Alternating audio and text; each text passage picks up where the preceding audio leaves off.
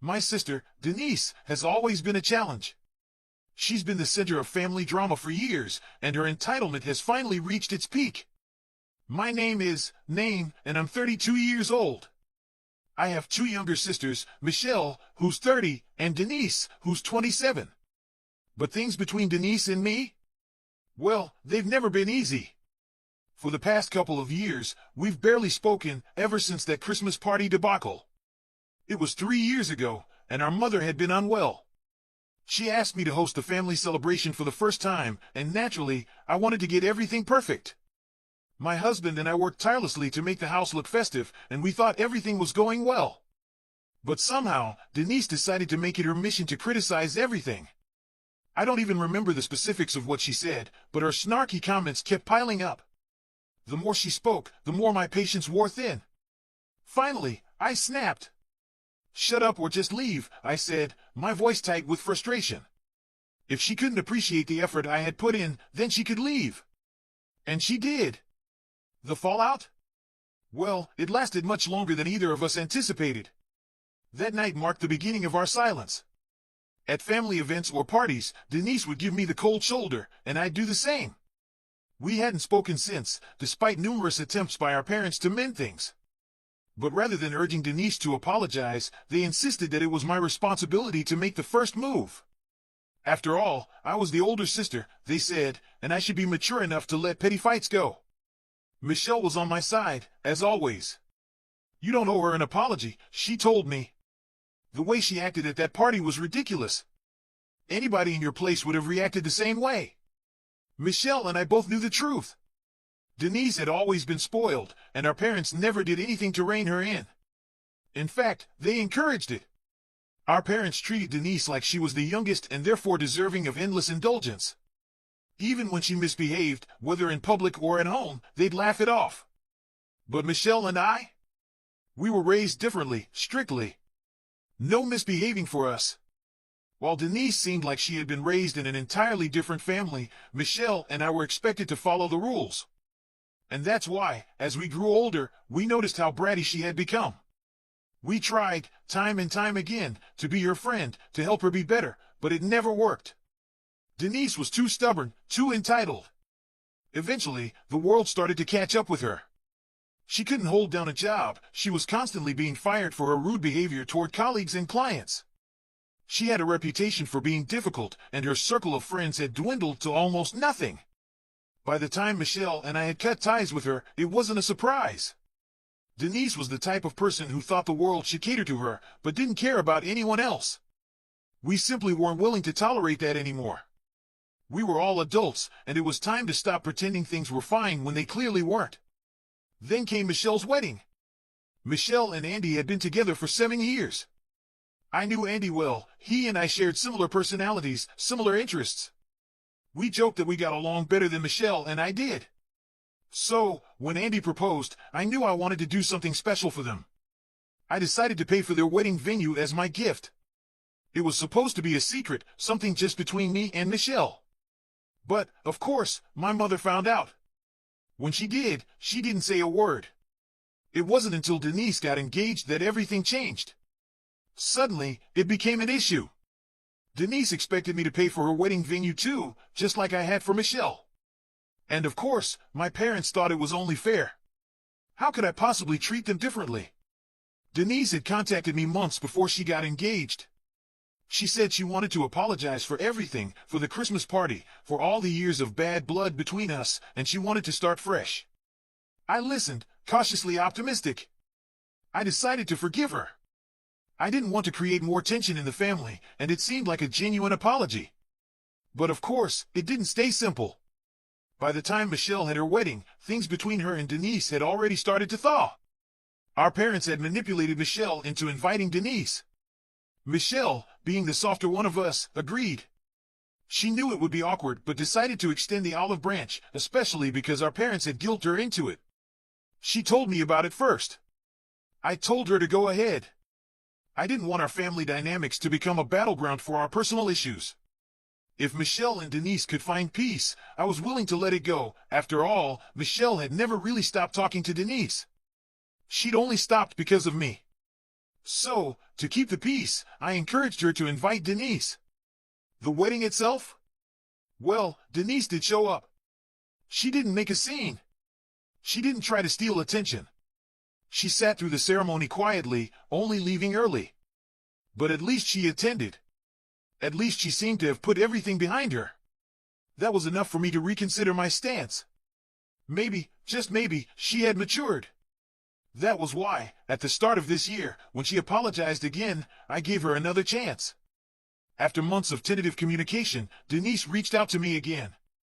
We'd been reconnecting, slowly, cautiously, and it had been nice. I could sense the change in her. The girl who once was an absolute nightmare seemed to have grown up, at least in some ways. She told me about Hank, her fiancé, who she had met on a dating app just the previous year. In a whirlwind romance, they had moved in together after only a month, and now, less than a year later, they were planning to marry. Honestly, I thought it was rushing things. It seemed like they were diving headfirst into something they barely understood. But who was I to say anything? They were clearly in love. I decided to keep my opinions to myself and support her from the sidelines. That is, until a few weeks ago when she asked me for something I couldn't give. "Can you pay for my wedding venue, like you did for Michelle?" she asked, her voice casual, almost like it was a given. My heart sank. I should have seen this coming, but I didn't. The answer was an easy one. No. The circumstances of Michelle's wedding were entirely different. We had known Andy for years. He was more than just Michelle's fiancé, he was my friend. So, when I paid for their wedding venue, it felt natural. I wanted to do it for them. But Denise? I barely knew Hank. I had met him twice, and both times, we barely exchanged a word. It wasn't the same. I wasn't about to write a check for her wedding just because she assumed I would. I didn't argue with her. I simply told her no.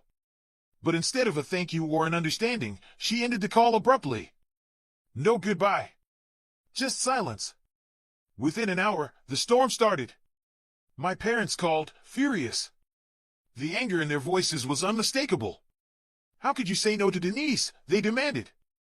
Apparently, Denise had burst into tears after the call, and now, she was accusing me of being cruel, of playing favorites. Her tears were meant to guilt me into compliance.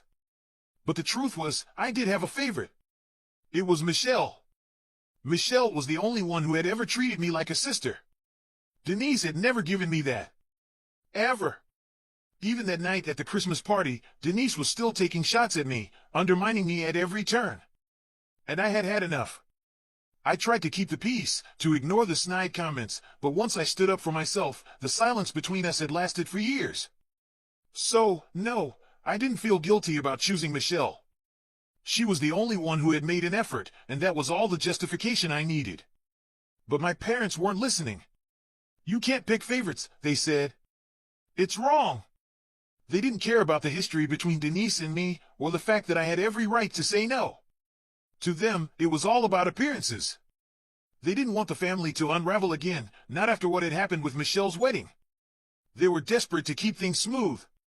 But I couldn't back down now. I didn't care what they thought. I wasn't going to let their guilt trip make me pay for Denise's wedding venue just to save face. I told them bluntly, let people gossip. Let them talk. I wasn't about to let their fear of public judgment dictate my actions. My mother's voice wavered as she argued, but it didn't move me. She even tried to pull the family card, saying it was my responsibility to step up, to act like a sister, to be there for Denise, especially now, before her wedding. I couldn't believe it. She was asking me to be the one to make amends while Denise did nothing to fix the damage she had caused. When I asked my father to explain why I was being so selfish, he only got more defensive. "You're not acting like family," he insisted. "You're hurting her right before her wedding. This will tear us apart." It was too much. The manipulation was too obvious. I wasn't buying it anymore. Finally, I told them in no uncertain terms, they were free to cut me off if they felt so strongly about it. There was no way I was going to let them drag me back into Denise's drama. Not now, not ever. And if that meant sacrificing my relationship with them, then so be it. I wasn't going to be their puppet anymore. They could either accept my decision, or they could choose to walk away. The decision was theirs, but I wasn't backing down. They, of course, chose to keep fighting. The truth was, keeping up the facade of a perfect family meant more to them than anything else. They couldn't see that the damage had already been done, and no amount of appeasing Denise was going to fix it. But that was their problem, not mine. I had made it clear I wasn't going to be manipulated any longer.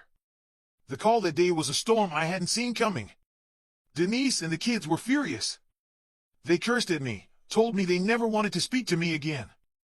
I almost wished they hadn't. At least then, I wouldn't have been stuck in this mess. When they hung up, I expected the silence to last. The fight had been explosive, and I didn't think they'd reach out anytime soon. But they did. The very next day, they called. They had made up their minds. They were going to cut me off, they said. I wasn't acting in the best interests of my family, they claimed. That was just their way of saying I was selfish. They thought their threat would scare me into paying for Denise's wedding. But I was done with the manipulation. I didn't care anymore. So, I told them, go ahead. I'll even block you myself, so you don't have to lift a finger. They were furious. They called me selfish. A brat.